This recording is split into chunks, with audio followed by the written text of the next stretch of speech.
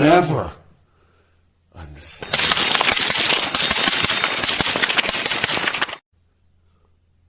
Your own mortality.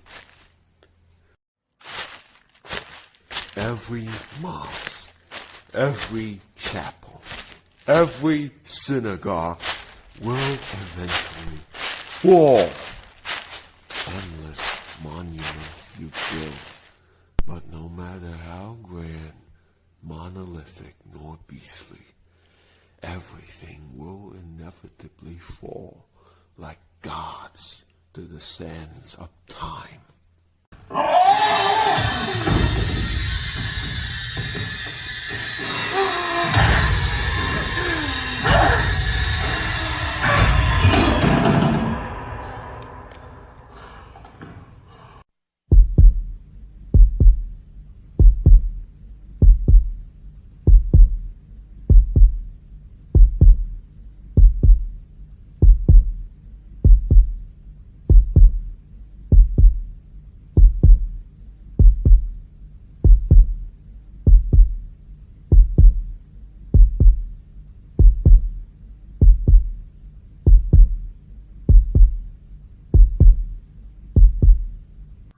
My name is Ozymandias, King of Kings.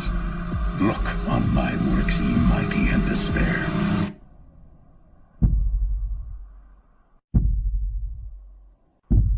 Nothing beside remains. Round the decay of that colossal wreck, boundless and bare, the lone and level sands stretch far away.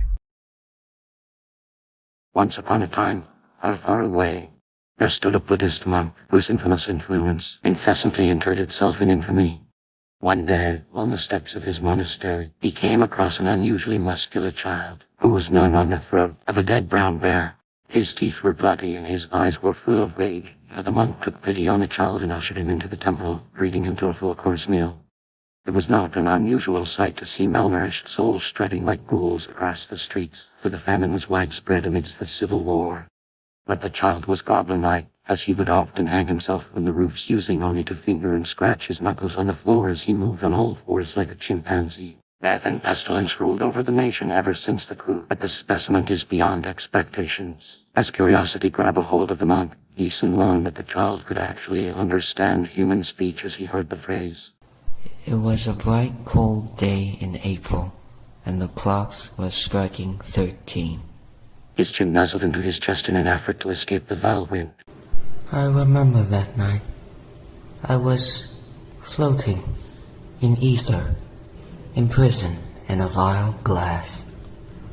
He pulled back his raggedy clothes to reveal burn marks all across his scarred body. I was supposed to be the perfect soldier, but it was too early. The insurgents had already set fire to the lab. The boy played with his cauliflower ears as he spoke. Genetic customizations. What a beautiful idea. Cloning, too. If only we could harness that. Soon, no child will have to be born with a disability. The boy revealed a poster containing the tagline, detailing the revolutionary CRISPR method that the military used. The monk saw that the child was avoiding direct eye contact, but it was in that moment that he saw the full potential of such a specimen. And so he spoke. Poor child, forced to suffer from the moment of your birth, but you don't have to suffer no more.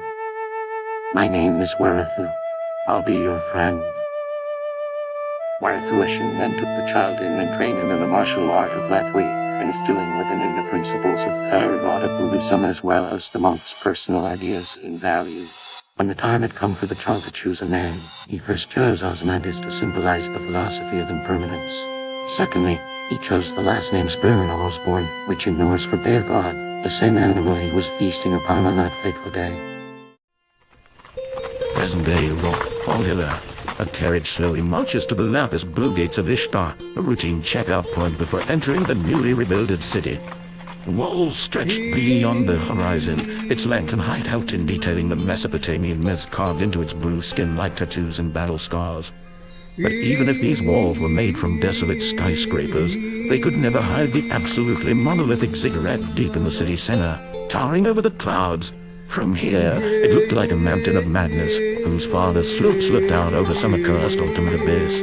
The signs were all written in ancient Sumerian, which by now has become the national written language for most of the Middle East due to Mother Ishtar's influence. There, at the checkpoint, a man dressed in a signed business shirt with a sea blue vest over top showed his papers while stating, "American spy. Transport. Interrogation room."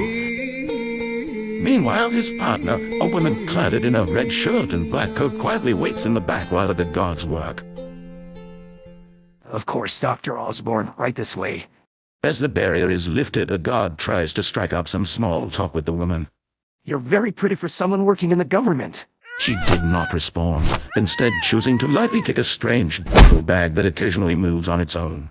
"And she's very shy, too. That's even cuter." Then Osborne intervenes. "She's not shy, she's mute. British, too. She'll stab you if you keep flirting with her." That's when another guard steps in.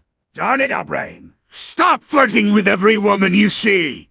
Fatherless virgin. The junior guard has his ears pinched and dragged away by a senior officer. "Oh, but Captain, I don't want to be mating lust forever." The carriage moves away from the disciplinary smackdown while the sounds of yelling continuously echoed throughout the tunnel. Osborne then turns back to the woman, pointing to the duffel bag in her arms while sarcastically commanding, Bathory, please unveil the princess. The duffel bag was unveiled, and it was the same woman that was caught in a bear trap just before. Bathory stares at the woman whose mouth was covered in duct tapes while hooking a strange device into her own throat in Neuralink. Checking. 1, 2, 3. This is sick, shake, sick, sheep, sick.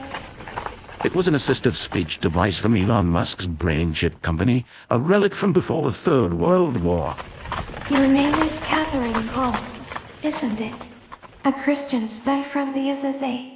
Bathory then takes of the duct tape surrounding Catherine's mouth. The shattered states of America. How about the name Mohammed Maroon and Walid Wafa? Do those ring any bells? Her mechanical voice gave her a soulless exterior coupled with her ever-bright green eyes. But despite their prodding, Catherine simply quoted Luke 23:9 before falling back into silence. What a surprise. A Christian-Muslim cross-national coalition right underneath our nose. That's really progressive. And to think that all it took was an all-out genocide. Ozymandias said as they travel through Al-Hira, where the markets are open and commerce is thriving with dozens of people surrounding them. Though I do wonder where the Jews are, but given the Arabs and Americans' distaste for bankers and merchants, I wouldn't be surprised if you all just decided to abandon them. And Bathory laments. Poor Christians. Too anti-Semitic. To love their fellow men. Those words completely took Catherine by surprise, paralyzing her completely as if all notions of escape had been entombed in regret. Catherine's eyes then hesitantly opened to catch a glimpse of the Elephantine temple dedicated to the Mesopotamian god Marduk. It was less of a temple and more of a mountain, monstrous and monumental, eclipsing the Great Pyramid of Giza, outright outclassing the old exorbitant structure. The Etemenanki Ziggurat, also known as the Tower of Babel, built as a city-temple hybrid. It is the summit of Mother Ishtar's dream and a symbol of her covenant. A promise well kept. The necessary logistics is unimaginable. The labor force required is impossibly ginormous. In short, it is a mathematical visage of indescribable horror. To think that there are hundreds of these pharaonic ziggurats built all across the Middle Eastern world, it's enough to drive a seasoned civil engineer insane. See what our goddess Ishtar had rebuilt. See the monuments she hath built. A mountainous ziggurat stands, drowned in the desert sand, her capital at rest. So grand, no less. Never ending, from silt.